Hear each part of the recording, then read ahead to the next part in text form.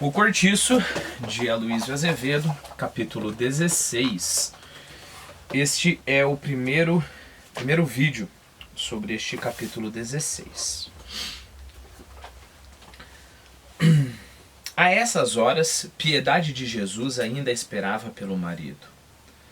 Ouvira, assentada e impaciente à porta de sua casa, darem 8 horas, 8:30, 9, 9:30.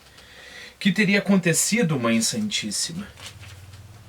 Pois o homem ainda não estava pronto de todo e punha-se ao fresco, mal engolira o jantar, para demorar-se daquele modo? Ele que nunca fora capaz de semelhantes tonteirias. 10 horas, valha-me nosso Senhor Jesus Cristo. Foi até o portão da estalagem, perguntou a conhecidos que passavam se tinham visto Jerônimo. Ninguém dava notícias dele. Saiu correndo à esquina da rua. Um silêncio de cansaço bocejava naquele resto de domingo. Às 10:30 recolheu-se sobressaltada, com o coração a sair-lhe pela garganta, o ouvido alerta, para que ela acudisse ao primeiro toque na porta. Deitou-se sem tirar a saia, nem apagar de todo o candeeiro. A ceia frugal de leite fervido e queijo assado com açúcar e manteiga ficou intacta sobre a mesa. Não conseguiu dormir. Trabalhava-lhe a cabeça, afastando para longe o sono. Começou a imaginar perigos, rolos em que o seu homem recebia novas navalhadas. Firmo figurava em todas as cenas do delírio, em todas elas havia sangue. Afinal, quando depois de muito virar de um para outro lado do colchão, a infeliz ia caindo em modorra, o mais leve rumor lá fora a fazia erguer-se de pulo e correr à rótula da janela. Rótula é aquele gradeado, né, que você tem na janela. Bom, coloquei a definição aqui, né? Grade de ripas de malha pouco aberta que guarnece algumas janelas e portas a fim de impedir que a luz e o calor excessivo penetrem no interior da casa. E que este seja devassado da rua. Também pode ser uma designação de certas persianas que se podem enrolar na parte superior de janela. Com certeza é a primeira definição que nos interessa, né? Então ela foi lá, corria até a rótula da janela, mas não era o cavouqueiro da primeira, nem da segunda, nem nenhuma das vezes. Quando principiou a chover, Piedade ficou ainda mais aflita. Na sua sobreexcitação, afigurava-se-lhe agora que o marido estava sobre as águas do mar, emborcado e entregue unicamente à proteção da Virgem em meio de um temporal medonho. Ajoelhou-se defronte do oratório e rezou com a voz emaranhada por uma agonia sufocadora. A cada trovão redobrava o seu sobressalto, e ela, de joelhos, os olhos fitos na imagem de Nossa Senhora, sem consciência do tempo que corria, arfava soluçando. De repente ergueu-se, muito admirada de se ver sozinha, como se só naquele instante dera pela falta do marido a seu lado. Olhou em torno de si, espavorida, com vontade de chorar, de pedir socorro. As sombras espichadas em volta do candeeiro, tracejando trêmulas pelas paredes e pelo teto, pareciam querer dizer-lhe alguma coisa misteriosa. Um par de calças, dependurado à porta do quarto, com um paletó e um chapéu por cima, representou-lhe de relance o vulto de um enforcado a mexer com as pernas. Benzeu-se. Quis saber que horas eram e não pôde. Afigurava-se-lhe terem decorrido já 3 dias, pelo menos, durante aquela aflição. Calculou que não tardaria a amanhecer, se é que ainda amanheceria. Se é que aquela noite infernal não se fosse prolongando infinitamente sem nunca mais aparecer o sol. Bebeu um copo d'água bem cheio, apesar de haver pouco antes tomado outro, e ficou imóvel, de ouvido atento, na expectativa de escutar as horas de algum relógio da vizinhança. A chuva diminuía e os ventos principiavam a soprar com desespero. Lá de fora a noite dizia-lhe segredos pelo buraco da fechadura e pelas frinchas do telhado, quer dizer, pelas rachaduras, né? Pelas aberturas do telhado. A cada assobio, a mísera julgava ver surgir um espectro que vinha contar-lhe a morte de Jerônimo. O desejo impaciente de saber que horas eram punha doida. Foi à janela, abriu-a, uma rajada úmida entrou na sala, esfuziando, e apagou a luz. Lembre-se que esfuziar é fazer aquele barulho, como se fosse barulho de artilharia, né? Aqui pode ser também o próprio vento soprando com grande força. Piedade soltou um grito e começou a procurar a caixa de fósforos e aos esbarrões, sem conseguir reconhecer os objetos que tateava. Esteve a perder os sentidos. Afinal, achou os fósforos, acendeu de novo o candeeiro e fechou a janela. Entrara-lhe um pouco de chuva em casa, sentiu a roupa molhada no corpo, tomou um novo copo d'água, um calefrio de febre percorreu-lhe a espinha e ela atirou-se para a cama, batendo o queixo, e meteu-se debaixo dos lençóis a tiritar de febre.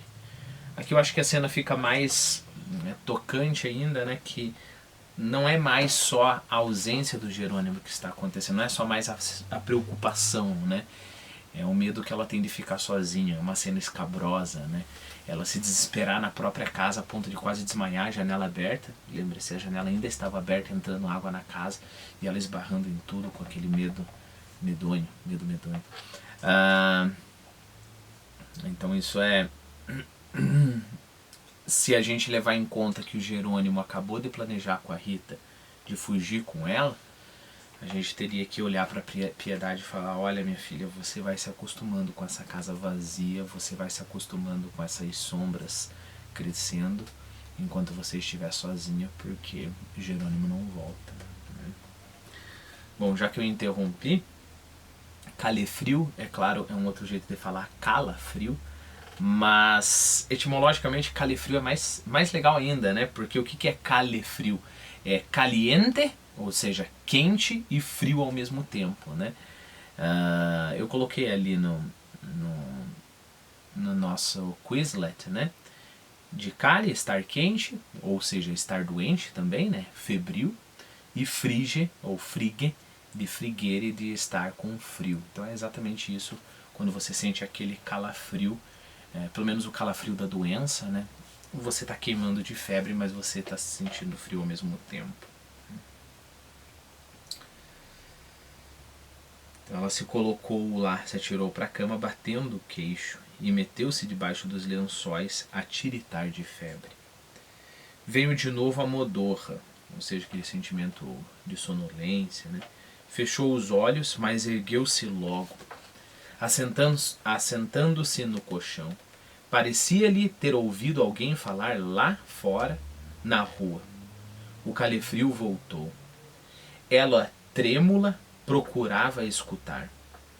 Se não enganava, distinguira vozes abafadas, conversando. E as vozes eram de homem. Deixou-se ficar à escuta, concheando a mão atrás da orelha.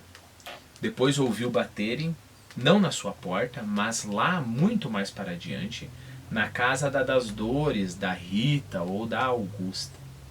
Devia ser o Alexandre que voltava do serviço. Quis ir ter com ele e pedir-lhe notícias de Jerônimo. O calefrio, porém, obrigou-a a ficar debaixo das cobertas. Às 5 horas, levantou-se de novo com um salto. Já havia gente lá fora, com certeza. Ouvia ranger a primeira porta, abriu a janela, mas ainda estava tão escuro que se não distinguia patavina. Era uma preguiçosa madrugada de agosto, nebulosa, úmida, parecia disposta a resistir ao dia. Ó senhores, aquela noite dos diabos não acabaria nunca mais? Entretanto, adivinhava-se que ia amanhecer. Piedade ouviu dentro do pátio, do lado contrário à sua casa, um zum-zum de duas vozes cochichando com interesse. Virgem do céu, dir-se-ia a voz do seu homem, e a outra era a voz de mulher, credo. Ilusão sua, com certeza. Ela, essa noite, não estava para ouvir o que não se dava. Não, essa noite estava para ouvir o que não se dava, né? Estava para ouvir alucinações. Mas aqueles cochichos dialogados na escuridão causavam-lhe extremo alvoroço. Não, como poderia ser? Que loucura! Se o homem estivesse ali, teria sem dúvida procurado a sua casa. E os cochichos persistiam, enquanto Piedade, toda ouvidos, estalava de agonia. Jeromo! Gritou ela. As vozes calaram-se logo, fazendo o silêncio completo. Depois, nada mais se ouviu. Piedade ficou à janela. As trevas dissolveram-se, afinal. Uma claridade triste formou-se no nascente e foi, a pouco e pouco, se derramando pelo espaço. O céu era uma argamassa cinzenta e gorda. O cortiço acordava com o remancho das segundas-feiras, ouvindo-se os pigarros das ressacas de Paraty. As casinhas abriam-se, vultos espreguiçados vinham bocejando fazer a sua lavagem à bica. As chaminés principiavam a fumigar, recendia o cheiro de café torrado. Só remancho, né? Remancho é esse estado de indolência, lentidão, pachorra, né? Então, estava ali o cortiço acordava com o remancho das segundas-feiras, né? Piedade atirou um chale em cima dos ombros e saiu ao pátio. A machona, que acabava de aparecer à porta do número 7 com um berro para acordar a família de uma vez só, gritou-lhe: "Bons dias, vizinha! Seu marido como vai? Melhor?" Piedade soltou um suspiro. "Ai, não me pergunte, sora Leandra." "Piorou, filha? Não veio esta noite para casa?" "Olha o demo, como não veio? Onde ficou ele então?" "Cá está quem não lhe sabe responder." "Ora, já se viu?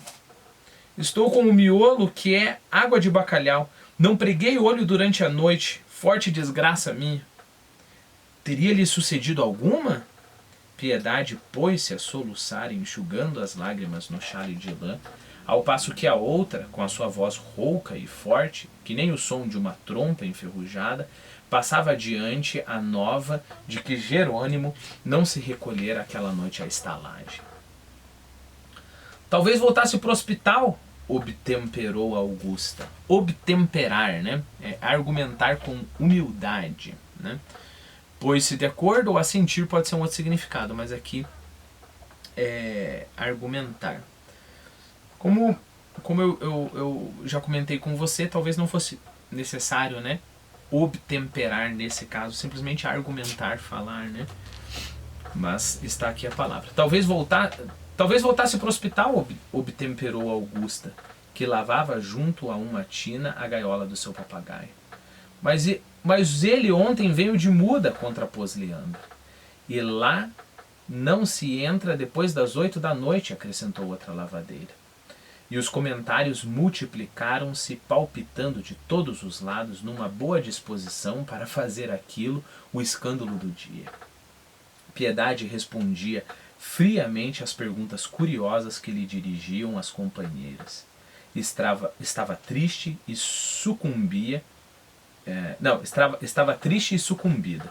Não se lavou, não mudou de roupa, não comeu nada, porque a comida lhe crescia na boca e não lhe passava da garganta. O que fazia só era chorar e lamentar-se. "Forte desgraça minha", repetia a infeliz a cada instante. "Se vais assim, filha, estás bem arranjada", exclamou-lhe a machona, chegando à porta de sua casa a dar dentadas num pão recheado de manteiga. "Que diabo, criatura? O homem não te morreu para estares agora aí a carpir desse modo?" Lembre-se que carpir a gente viu num vídeo anterior, né? Lamentar-se, né? Lembre-se de carpir o cabelo e a barba quando você está em profunda angústia, né?